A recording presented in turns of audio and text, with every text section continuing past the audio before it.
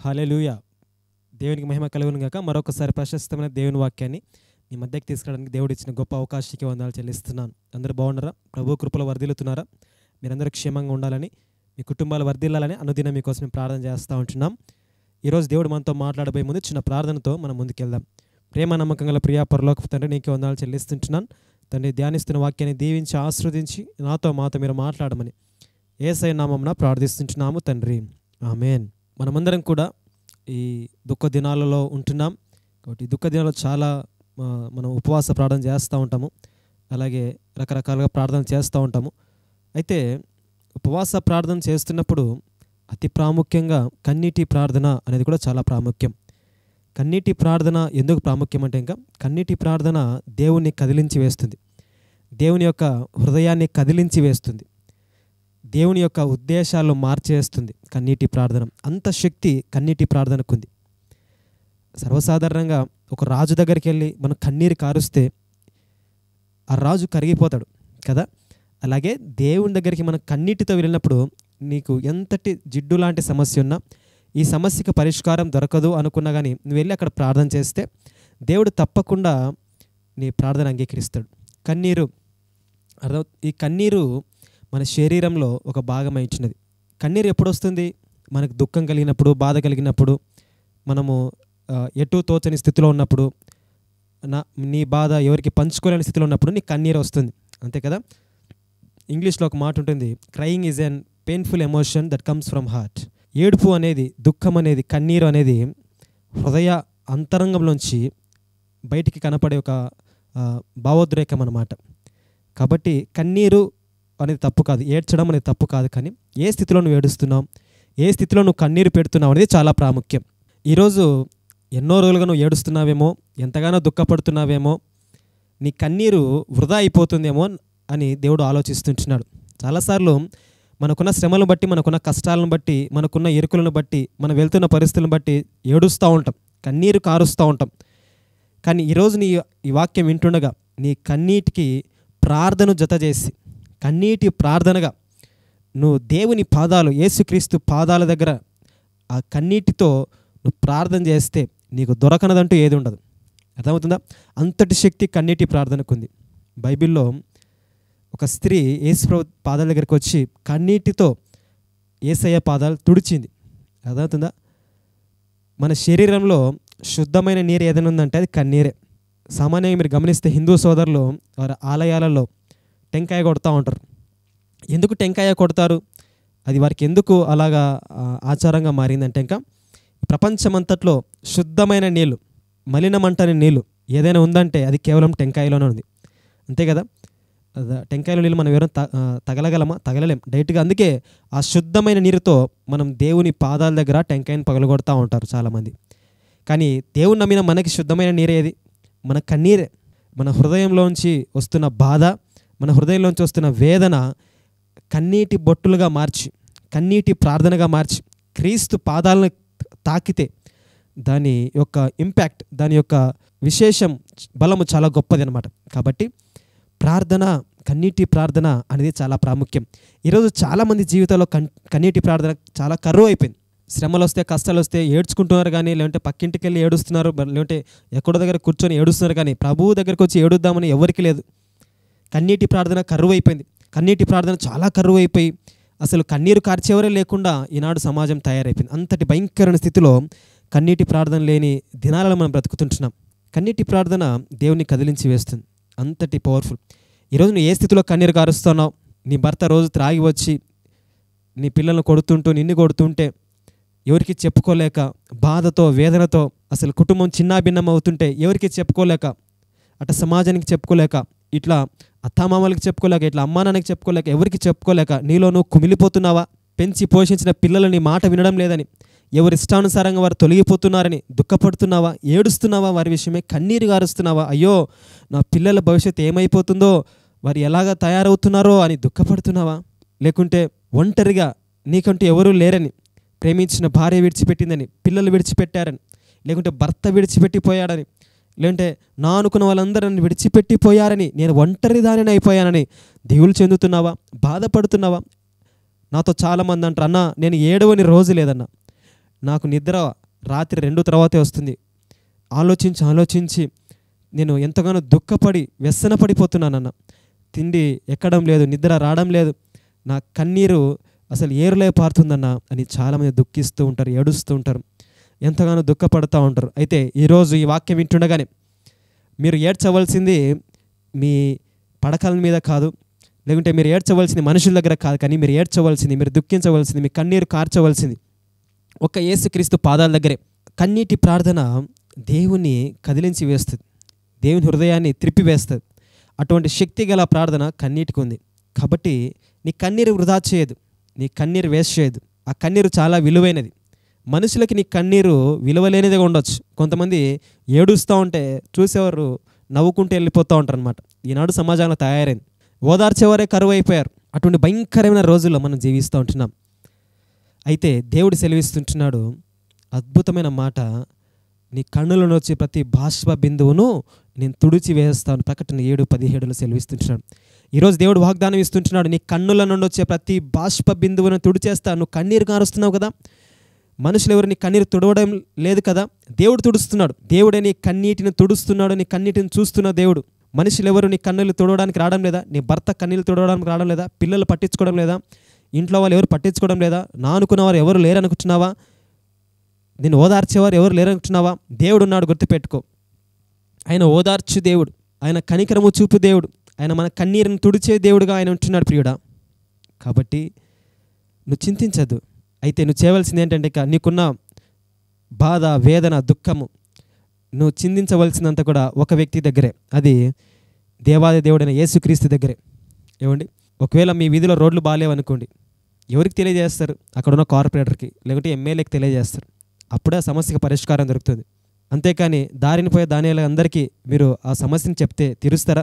అమ్మ నాకెందుకు చెప్తున్నా ఈ సమస్య, ఇది నా పరిధిలో లేదు కదా అంటారు చాలామంది కదా.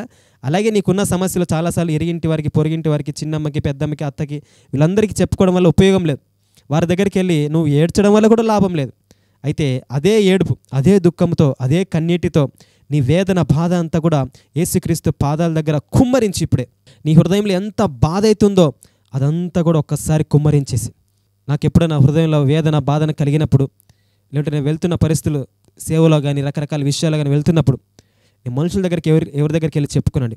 డైరెక్ట్గా దేవుని సన్నిధికి వెళ్తాను, మోకరిస్తాను. నా తనివి తీరా, అంటే నా శక్తి కొలది నా బాధ అంతా తీరిపోయి నా హృదయం మనశ్శాంతిగా ఉండేంత వరకు కూడా కన్నీటితో ఆయన పాదాలను తడిపేస్తానండి. కన్నీటితో ఆయన తడిపేస్తాను.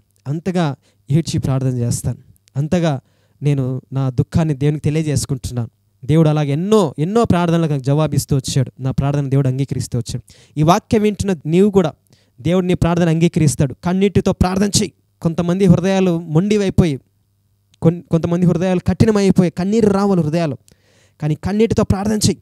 కన్నీటితో ప్రార్థన చేస్తే దేవుడు ఎటువంటి సమస్య నుంచి విడుదలిస్తాడు. ఈరోజు ఈ వాక్యం వింటుండగానే దేవుడు మన ప్రార్థన అంగీకరించును కాక. నీ కన్నీటితో ప్రార్థన జత చేసి ధూపంగా దేవునికి వెయ్యి. దేవుడు అద్భుతంగా నీ ప్రతి సమస్యకి దేవుడు విడుదల ఇవ్వడానికి సిద్ధంగా ఉంటున్నాడు ఈరోజు. అర్థమవుతుందా? ఇంకా దుఃఖించద్దు. ఎందుకంటే దుఃఖాన్ని నాట్యంగా మార్చే దేవుడు ఉన్నాడు. యేసయ్య ఉన్నాడు, దిగులు చెందద్దు. నీ కన్నీరు తుడిచే యేసయ్య ఉన్నాడు, దిగులు చెందద్దు. నీ కన్నీరు తుడుచువాడున్నాడు, దిగులు చెందద్దు. యేసయ్య ఉన్నాడు నీ పక్షాన. బైబిల్లో మనం చూసినట్లయితే భక్తులు చాలామంది కన్నీటి ప్రార్థన చేస్తూ వచ్చారు.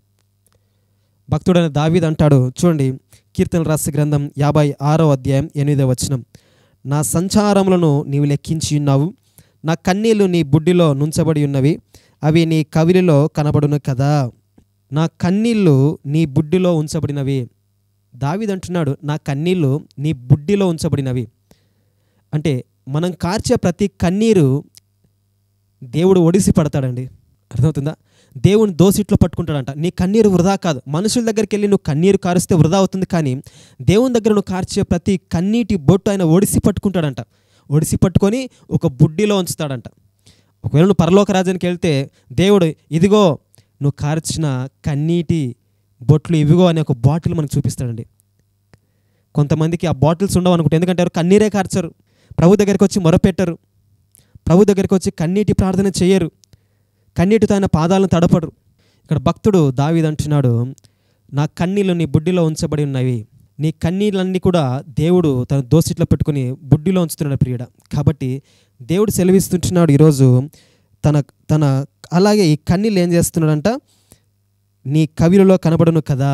అంటే దేవుడు మనం కార్చే ప్రతి కన్నీటి బొట్టుని, నువ్వు చేస్తున్న ప్రతి కన్నీటి ప్రార్థనను ఆయన బుక్లో రాసి పెడుతున్నాడు. కవలిలో అంటే ఇంకా బుక్ అని అర్థమవుతుందా? ఆయన నీ కన్నీటిని బుడ్డులో దాచిపెడుతున్నాడు. అట్ ద సేమ్ టైం నువ్వు కన్నీటి ప్రార్థన చేస్తున్నప్పుడు ఆయన దాన్ని బుక్లో లెక్కిస్తున్నాడు అనమాట. ఎంత అద్భుతం అండి. అసలు నువ్వు ఏడుస్తే ఎవరైనా పట్టించుకుంటారా ఇంట్లో? దాన్ని ఏడుపు, అది ఏదో ఏడుస్తుంది వదిలే, ఏడ్చనిరా, ఎంతసేపు ఏడుస్తుంది, ఏడ్చని వదిలే అని చాలా చులకనగా చూస్తారు మనల్ని ఏడుస్తూ ఉంటే.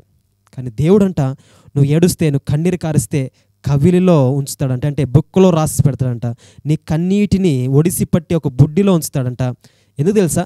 దేవునికి నీ కన్నీటి బొట్టు చాలా విలువైనది, మనుషులకు అది విలువలేనిది. అర్థమవుతా?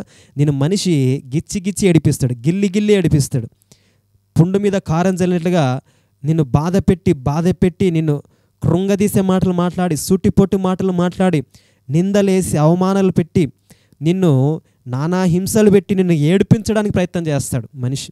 కానీ దేవుడు, నా యేసయ్య, నీ కన్నీటిని తన బుడ్డిలో దాచిపెడతాడంట, నీ కన్నీటిని తన కవిలలో రాసి ఉంచుతాడంట. ఎంత అద్భుతం అండి యేసయ్య. కారుస్తున్నావా యేసయ్య సన్నిధిలో కన్నీరు? ఈరోజు కార్చు, ఈరోజు యేసయ్య సన్నిధిలో, దేవుని సన్నిధిలో మోకరించి కన్నీటి ప్రార్థన చెయ్యి. పరలోక రాజ్యంకి వెళ్ళినప్పుడు నీ కన్నీరు దేవుని బుడ్డిలో కనపడాలి, ఆయన బుక్కులో రాయబడి ఉండాలి. కన్నీటి ప్రార్థన చెయ్యి. మొండి సమస్యల కోసం ప్రార్థన చేయి. నీ భర్త మారడం లేదంటున్నావు కదా, ప్రార్థన చేయి, కన్నీటితో ప్రార్థన చేయి. తప్పకుండా మారతాడు నీ భర్త. ఎందుకు మారడో చూద్దాం. ఎటువంటి సమస్యనైనా సరే దేవుడు మార్చగల సమర్థుడు. అర్థమవుతుందా? కన్నీటి ప్రార్థన ద్వారా దేవుడు అద్భుతాలు చేస్తాడు. అలాగే కీర్తనలు మనం చూసినట్లయితే 31:9లో, కీర్తనలు 31:9లో మనం చూస్తే, యెహోవా నేను ఇరుకున పడి ఉన్నాను, నన్ను కరుణింపుము, విచారము వలన నా కన్నులు క్షీణించుచున్నది, నా ప్రాణము నా దేహము క్షీణించుచున్నవి. యెహోవా నేను ఇరుకున పడి ఉన్నాను. ఎలా పడినాడంట కీర్తనాకారుడు? ఇరుకున పడ్డాడంట. ఈరోజు ఎంతమంది మీలో ఇరుకులో పడ్డారు? ఇరుకులో పడి ఏడుస్తున్నారు కదా, కష్టాల నుండి ఏడుస్తున్నావు కదా, శ్రమల నుండి ఏడుస్తున్నావు కదా. కీర్తనాకారుడు రాస్తుంటాడు, యెహోవా నేను ఇరుకును పడ్డాను. ఈరోజు వాక్యం వింటున్న మీరు ఏ ఇరుకులో పడ్డారు? ఇరుకులో పడ్డామంటే తప్పించుకోలేకపోవడం. ఇంకా అర్థమవుతుందా? కొంతమంది భార్యల గురించి నేను విన్నాను, చూస్తూ ఉంటాను కూడా. ఇంకా భర్త నుంచి బయటికి విడాకులు తీసుకోలేరు, భర్తకు దూరంగా ఉండలేరు.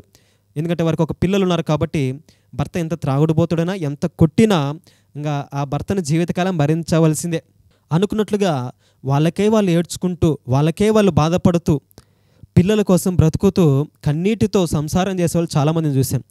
ఇక్కడ కీర్తనాకారుడు అదే అంటున్నాడు, యెహోవా నేను ఇరుకున పడి ఉన్నాను, నన్ను కరుణింపుము, విచారము వలన నా కన్నులు ఏమైపోయినాయి? క్షీణించిపోయినాయట. అంటే విచారముతో, దుఃఖముతో కీర్తనాకారుడు యొక్క కళ్ళు ఏమైపోయినాయట? క్షీణించిపోయినాయట. అంటే ఏడ్చి కళ్ళు క్షీణించిపోయినాయి. కళ్ళలో ఏం సారం లేదు, కళ్ళలో ఇంకా ఏం శక్తి లేదనమాట. అంతగా దుఃఖము, అంతగా వేదన, అంతగా ఏడ్చి.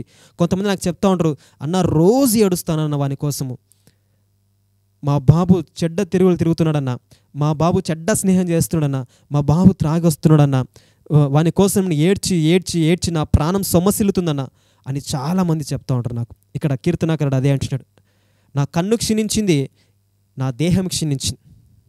అర్థమవుతుందా? ఏడ్చి ఆ విచారము వలన కన్ను క్షీణించిపోయిందంట. కుటుంబంలో జరుగుతున్న పరిస్థితుల గురించి ఆలోచించి కొంతమంది తల్లులు, కొంతమంది తండ్రులు, వాళ్ళు గుండె బరువెక్కి వేదనతో, బాధతో ఏడుస్తూ ఉంటే నా గుండె చాలాసార్లు పగిలిపోతూ ఉంటుంది.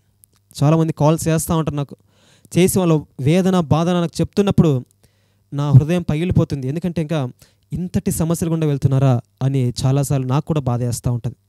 వారి కోసం నేను ప్రార్థన చేస్తూ ఉన్నాను. ప్రార్థనే సమస్త విషయాలకు జవాబని నేను చెప్తా ఉంటున్నాను. కాబట్టి ఇక్కడ కీర్తనాకారుడు అంటున్నాడు, తన కన్నులు ఏమైపోయిందంట? క్షీణించిపోయాయంట విచారం వల్ల. తన దేహం క్షీణించిపోయిందట. ఏమండి, దుఃఖంలో ఉన్నప్పుడు తినగలమా? తినలేం కదా. ఏడ్చి కదా. ఒకవేళ నీ భర్తను పోగొట్టుకున్నావేమో, నీ భర్త చనిపోయాడా, మరణించాడా? ఏడ్చి నీ దేహం క్షీణించిపోతుందా? ఎంతో అన్యోన్యంగా ఉన్న జంట కలిసిమెలిసి నిండు నూరేళ్ళు ఉండవలసిన జంట ఈరోజు పెళ్ళైన 3 ఏళ్ళకి 2 ఏళ్ళకి 4 ఏళ్ళకి భర్త కానీ భార్య కానీ చనిపోయిందా? ఒంటరిగా మిగిలిపోయావు. రోజు నీ భర్త లేకుంటే నీ భార్య తలంపులేక వస్తున్నారా? వారి గురించి ఆలోచిస్తుంటున్నావా? ఆలోచించి క్షీణించిపోయావా? ఒకటే చెప్తున్నాను, దేవుడు నీ పక్షాన ఉన్నాడు. నీ కన్నీరుని వృధా చేయదు. నువ్వు ప్రార్థించి దేవుడు నీకు ఏదో ఒక ద్వారం తెరుస్తాడు. దేవుడు ఏదో ఒక నీ పట్ల చిత్తం కలిగి ఉంటాడు. కాబట్టి ప్రార్థించి. ఇక్కడ కీర్తనాకారుడు విచారం వలన తన కన్నులు క్షీణించిపోయాయంట, తన దేహము క్షీణించిపోయిందంట. అర్థమవుతుందా? ఇంతటి బాధలో దావీదు కన్నీరు గారుస్తున్నాడు కీర్తనాకారుడు. అలాగే కీర్తన మనం చూసినట్లయితే ఇంకా 42:3 వచనం చూస్తే, నీ దేవుడు ఏమాయనని వారి నిత్యము నాతో అనుచుండగా రాత్రింబగళ్ళు నా కన్నీళ్ళు నాకు అన్నపానములాయను. మనం ఇంత శ్రమలు గుండా కష్టాలు గుండా వెళ్తున్నప్పుడు ఒక మాట వస్తుందండి. ఏంటంటే మీరు రోజు చర్చికి వెళ్తావు కదా, నువ్వు రోజు దేవుని దగ్గరికి వెళ్తావు కదా, ఇంతగా ప్రార్థన చేస్తావు కదా, నీకే ఎందుకు ఈ శ్రమలు వచ్చాయి, నీకే ఎందుకు ఈ కష్టాలు వచ్చాయి, నువ్వు ప్రార్థనాపరుడివి కదా, ఉపవాసం ఉంటావు కదా, నీకే ఎందుకు కష్టాలు వచ్చాయి అని చాలామంది అంటారు కదా. సేమ్ అదే మాట కీర్తనాకారుడు అంటున్నాడు. నీ దేవుడు ఏమాయనని వారు నిత్యము నాతో అనుచుండగా ఏమైపోయిందంట, రాత్రింబగలు నా కన్నీళ్ళు నాకు అన్నపానములు అయ్యాయంట. రాత్రింబగలు కీర్తనాకారుడికి ఆ అన్నపానములు ఏంటంటే కన్నీరేంట. అర్థమవుతుంది? అంటే మీరు అర్థం చేసుకోవాలి ఎంత దుఃఖంలో కీర్తనాకారుడు వెళ్తున్నాడు. దుఃఖంలో ఉన్నప్పుడు, వేదనలో ఉన్నప్పుడు ఆకలి దప్పికలు ఉండవు కదండి. మనకు ఆకలి కాదు, దప్పిక కాదు, ఎప్పుడు ఒకటే వేదన, ఒకటే చింత, ఒకటే బాధ, హృదయం నిండా నిండుకొని పోయి ఉంటుంది కదా. ఏ బాధ గుండా నువ్వు వెళ్తున్నావు, ఏ దుఃఖం గుండా నువ్వు వెళ్తున్నావు, ఏ స్థితి గుండా నువ్వు వెళ్తున్నావు, నీ కన్నీరు ఎవరు చూడడం లేదనుకుంటున్నావా? నీ బాధ ఎవరు పట్టించుకోవడం లేదనుకుంటున్నావా? నా ప్రార్థన దేవుని దగ్గరికి వెళ్తుందో లేదో అనుకుంటున్నావా? ఎస్, ఈరోజు దేవునితో మాట్లాడుతున్నాడు. దేవుని దగ్గరికి వచ్చి ఏడ్చు, దేవుని దగ్గర వచ్చి కన్నీరు కార్చు. భక్తుని యొక్క జీవితంలో కన్నీళ్ళే అన్నపానములు అయిపోయాయంట. అంటే అంత దుఃఖములు, అంత వేదనలో కూడా కీర్తనాకారుడు ఎక్కడికి వచ్చాడు? దేవుని సందుకు వచ్చి ప్రార్థన చేస్తా ఉన్నాడు. అర్థమవుతుందా? మనుషులు ఎవరు కూడా నీ బాధను తీర్చారు, మనుషులు ఎవరు కూడా నీ కన్నీరు తీర్చారు, మనుషులు ఎవరు కూడా నీ దగ్గరికి రారు. ఇంకా నువ్వు బాధలు ఉంటే సంతోషించేవారే. నువ్వు బాధలు ఉన్నప్పుడు, వేదనలు ఉన్నప్పుడు అయ్యో అని నీ ముందర అంటారు, కానీ వెనక్కి వెళ్ళి వీనికి బాగా జరిగింది, వీనికి అవ్వవలసిందే జరిగింది, వీనికి ఇలాగే జరగాలి అని నీ వెనకలు అంటారు. నీ ముందుకు వచ్చి నేను ఓదారుస్తారు తప్ప. కానీ దేవుడు అలా కాదు, నీ కన్నులో వచ్చే ప్రతి బాష్ప బిందును తుడుస్తాడంట. అర్థమవుతుందా? కీర్తనాకారుడు యొక్క కన్నులు క్షీణించిపోయాయంట, దేహం క్షీణించిపోయిందంట, ఆ కన్నీరి అన్నపానములు అయిపోయిందంట. అంటే జీవితమంతా దుఃఖమే, జీవితమంతా ఏడిపే, జీవితమంతా బాధే, బ్రతకంతా ఏడిపే.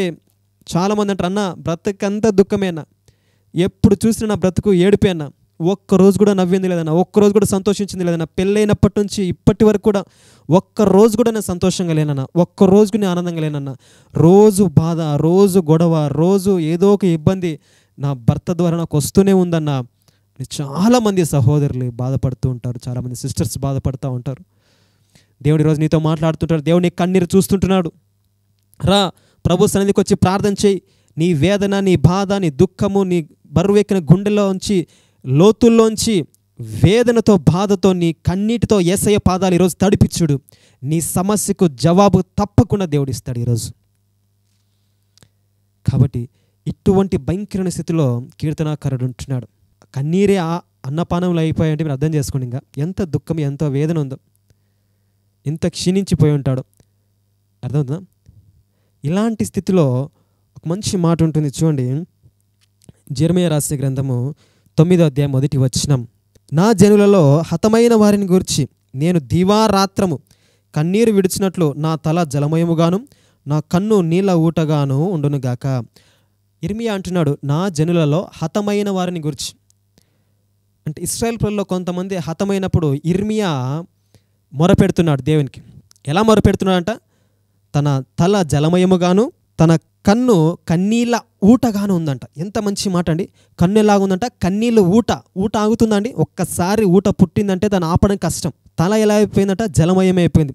ఈరోజు సంఘంలో కానీ, ఇంట్లో కానీ, నీ చుట్టూన్నవారు కానీ నశించిపోతుంటే, హతమైపోతుంటే, నరకానికి వెళ్ళిపోతుంటే కన్నీరు కార్చేవారు ఎక్కడ మనకు కనపడడం లేదే. కన్నీరు కార్చే తల్లులు లేరే, కన్నీరు కార్చే తండ్రులు లేరే, కన్నీరు కార్చే సేవకులు, సేవకురాలు లేరే. ఇక్కడ ఇర్మియా అంటున్నాడు తన తల జలమయముగా అయిపోయిందంట. ఏడ్చి ఏడ్చి తన కన్ను కన్నీళ్ళ ఊటగా మారిపోయిందంట. ఉందా కన్నీళ్ళ ఊట? నీ కన్నులలో కన్నీళ్ళ ఊట ఉందా? ఏడుస్తున్నావా? నశించిపోతున్న ఆత్మల కోసం ఏడుస్తున్నావా? మన దేశంలో ఎంతోమంది క్రైస్తవులపైన దాడులు జరుగుతున్నాయి కదా, మన పక్కనున్న రాష్ట్రంలో దాడులు జరుగుతున్నాయి కదా, మణిపూర్ రాష్ట్రంలో దాడులు జరుగుతున్నాయి కదా. నీ తోటి సహోదరులపైన దాడులు జరుగుతుంటే కన్నీటి ప్రార్థన చేస్తున్నావా? లేకుంటే నీకున్న కుటుంబ సమస్య కోసం నువ్వు ప్రార్థన చేస్తున్నావా? విలాపవాక్యాలు రాసే గ్రంథంలో ఒక మాట ఉంటుంది, రేయి మొదటి జామున లేచి నీ పిల్లల కొరకు నీ హృదయమును నీళ్లు కుమ్మరించినట్లుగా ఆయన సన్నిధిలో కుమ్మరించాలంట. కుమ్మరిస్తున్నావా నీ హృదయాన్ని ప్రభు సన్నిధిలో? నీళ్లు కుమ్మరించేట్టుగా కుమ్మరించాలంట. అర్థమవుతుందా? నీ కన్నులలో కన్నీళ్ళ ఊట ఉండాలంటండి. ప్రార్థన చేద్దాం, కన్నీటి ప్రార్థన చేద్దాం, భారం కలిగిన హృదయంతో ప్రార్థన చేద్దాం.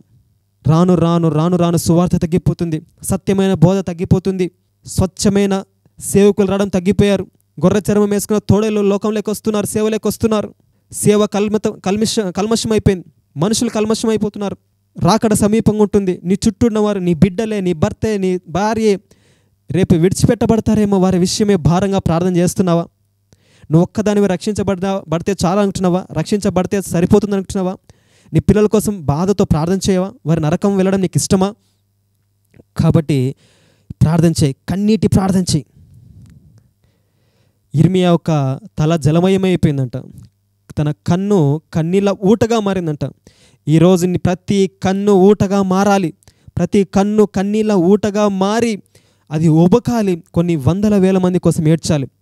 ఈరోజు మనం అనుభవిస్తున్న క్రైస్తవులు ఈ స్వేచ్ఛ, స్వాతంత్రం, ఈ సువార్త యొక్క గొప్ప ఉద్దేశము నెరవేర్చబడుతుందంటే మన పితరులు అనేక మంది వారు గొప్ప కార్యాలు చేస్తూ వచ్చారు. అర్థమవుతుందా? ఈరోజు ప్రతి ఒక్క హృదయం ఇర్మియా వలె బరువెక్కిన గుండెతో కన్నీటితో మనం ప్రార్థన చేయాలి. మన కన్నులు కన్నీళ్ళ ఊటగా మారిపోవాలి. అలాగే మనం ప్రార్థిస్తే ఎటువంటి సమస్య నుంచి సరే దేవుడు విడుదలిస్తాడు ప్రియుడా. కాబట్టి మన కన్నీళ్ళను వచ్చే ప్రతి కన్నీరు దేవుడు తుడుస్తాడని వాగ్దానం ఇస్తుంటున్నాడు. ప్రార్థన చేయి, నీ బిడ్డలు మారాలని ప్రార్థన చేయి, కన్నీటితో ప్రార్థన చేయి. దేవుడు తప్పకుండా నీ బిడ్డలు మారుస్తాడు, నీ భర్తను మారుస్తాడు, నీకున్న సమస్య నుంచి విడుదలిస్తాడు. కన్నీటి ప్రార్థన దేవుని దగ్గరికి చాలా సులువుగా చేరుతుంది. అర్థమవుతుందా? కన్నీటి ప్రార్థనలో ఉన్న శక్తి చాలా అద్భుతమైనది. నీ కన్నీరు మనుషుల దృష్టిలో విలువ లేనిదిగా ఉండొచ్చు, కానీ దేవుని దృష్టిలో చాలా విలువైనది. అందుకే ఆయన సెలవిస్తున్నాడు, నీ కన్నుల నుండి వచ్చే ప్రతి బాష్ప బిందువును నేను తుడు చేస్తానని ప్రకటన 7:17 వాగ్దానం ఇస్తుంటున్నాడు ప్రియుడా. కాబట్టి ఈ వాక్యం వింటుండగానే దేవుని పట్ల గొప్ప అద్భుతమైన కార్యాలు చేయబోతుంటున్నాడు. నీ కన్నీటిని దేవుడు లెక్కించబోతుంటున్నాడు. నీ కన్నీటిని ఆయన బుడ్డిలో దాస్తున్నాడు, నీ కన్నీటిని ఆయన బుక్కులో రాసి పెడుతున్నాడు. నీ ఏడ్చి ఏడ్చి నీ కన్నులు క్షీణించిపోయాయా? ఏడ్చి ఏడ్చి కన్నీటితో ఆహారం లేక, అన్నపానం లేక నీ దేహం క్షీణించిపోయిందా? కీర్తనాకారుడు ఇంకో దగ్గర ఒక మాట అంటాడు, కీర్తన 6:6లో, నా కన్నీళ్ళ చేత నా పడక కొట్టుకొని పోవచ్చున్నది. కన్నీళ్ళతో ఏమవుతుందంట? తన పడక కొట్టుకొని పోతుందంట. ఈరోజు చాలామంది వాళ్ళ పడకల మీదనే ఏడ్చి ఏడ్చి ఏడ్చి పడుకుంటూ ఉన్నారు. చెప్పుకునేవారు లేక, వినేవారు లేక, ఒంటరి వారైపోయి పడుకునేటప్పుడు ఏడ్చుకొని ఏడ్చుకొని దుఃఖించి దుఃఖించి చాలామంది అలాగే నిద్రపోతూ ఉన్నారు. అలాగనే దేవుడు ఈరోజు వాగ్దానం ఇస్తుంటున్నాడు, నువ్వు ఏడవద్దు, ఇంకా నువ్వు ఏడ్చొద్దు, నీ కన్నీటి నేను తుడిచి వేస్తాను. నీ కన్నీటి ప్రార్థన దగ్గరికి చేరిందని దేవుడు సెలవిస్తూ ఉంటున్నాడు. అయితే నువ్వు చేయవలసింది ఏంటి తెలుసా? ప్రభు దగ్గరికి వచ్చి కన్నీటితో ఆయన పాదాలను తడిపితే తప్పకుండా నేను ఆ ప్రార్థన ఆయన అంగీకరించడానికి సిద్ధంగా ఉంటున్నాడు. నిజంగా ఈ వాక్యాన్ని దేవుడు నీతోనే ఈరోజు మాట్లాడుతుంటున్నాడు. కన్నీటి ప్రార్థన చెయ్యి. కన్నీటితో ఆయన పాదాలను తడిపేసి మన ప్రతి కన్ను నీటి ఊటగా మారునట్లుగా దేవుడు సహాయం చేయను కాక. ప్రార్థన చేసుకుందాం. ప్రేమ నమ్మకం గల ప్రియా పరలోకపు తండ్రి, నీకే వందనాలు తండ్రి. ఈ వాక్యం వినింటుండగా, అవును తండ్రి, మా ప్రతి కన్ను కన్నీళ్ళ ఊటగా మార్చండి. మా పిల్లల కోసము, మా భర్తల కోసము, భార్యల కోసము, కుటుంబాల కోసము, దేశం రాజ్యం కోసం కన్నీటితో ప్రార్థించగలిగిన అనుభవంలోకి మమ్మల్ని తీసుకురమ్మని యేసు నామమున ప్రార్థిస్తుంటున్నాను. ఈ వాక్యం వింటున్న బిడ్డలు మీరు దీవించు, ఆశీర్వదించు. ఎవరికైతే అనారోగ్యం ఉందో యేసయ్య నామమును ముట్టి స్వస్థపరచండి. ఎవరికైతే ఆర్థిక ఇబ్బందులు ఉన్నాయో యేసయ్య నామమును విడుదలివ్వండి. ఎవరికైతే తండ్రి ఫ్యామిలీ ప్రాబ్లమ్స్ ఉన్నాయో, భార్యాభర్తల మధ్య తగాదులు ఉన్నాయో వాటిని యేసు నామమును తొలగించమని ప్రార్థిస్తున్నాను. ఎందరైతే ఈ వాక్యం వింటున్నారో వారి జీవితాలు మార్చి, వారి హృదయాలను మార్చి నీ వైపు ఆకర్షించబట్టకు సహాయం చేసి నడిపించమని, రక్షణ మారు మనసు అనుగ్రహించి సంఘంలో సమకూర్చబట్టకు సహాయం చేయమని యేసయ్య నామమున ప్రార్థిస్తుంటున్నాము తండ్రి. ఆమేన్. హల్లెలూయా. మరొక్కసారి మీ అందరి దగ్గరికి ఈ వాక్యాన్ని తీసుకురావడానికి దేవుడిచ్చిన గొప్ప అవకాశానికి వందనాలు చెల్లిస్తూ, ప్రతిదినం ఇదే సమయానికి ఈ వాక్యం ప్రసారం చేయబడుతుంది. అనేక మంది చూడండి. అలాగే మీ ఫ్రెండ్స్కి, మీ స్నేహితులకి, శ్రేయోభిలాషులకి అనేక మంది తెలియచేయండి. అలాగే ప్రభు చిత్తమైతే మీరు ఈ పరిచర్యకి సహకరించాలని మీరు ఆశిస్తున్నట్లయితే కింద మా నెంబర్ ఉంది, 9494600828 మా నెంబర్ అండి. మీరు కాల్ చేయొచ్చు. ఎనీ టైం మీకు అందుబాటులో ఉంటుంది. మీ యొక్క ప్రార్థన అవసరతలు ఏమైనా ఉన్నా సరే మీతో కలిసి కన్నీరు కార్చి ప్రార్థించడానికి మేము కూడా సిద్ధంగా ఉంటున్నాం. మనం అందరం కూడా ప్రార్థన ద్వారా సమస్తాన్ని పొందుకోగలం కనుక మనందరం కలిసి ప్రార్థన చేద్దాం. దేవుడు తప్పకుండా మిమ్మల్ని అందరినీ దీవించి ఆశీర్వదించును గాక. ఆమేన్.